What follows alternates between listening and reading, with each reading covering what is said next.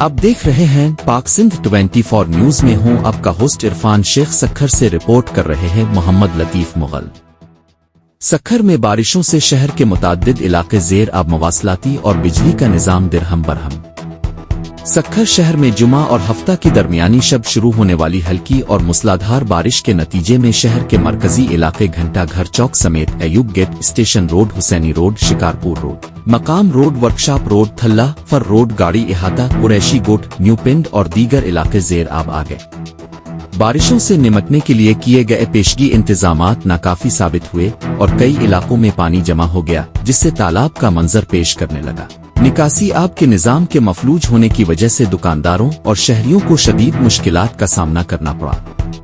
बारिश के बाइस शहर में बिजली का निज़ाम भी दिरहम बरहम हो गया, जबकि मुख्तलिफ निजी कंपनियों के नेटवर्क भी मुतासिर हुए, जिससे लोगों को एक दूसरे से राब्ता करने में मुश्किलात पेश आए। सेप्को के तर्जुमान के मुताबिक बारिशों की वजह से कई फीडर्स ट्रिप कर गए हैं, जिनकी बहाली का काम जारी है और जल्द बिजली बहाल कर दी जाएगी।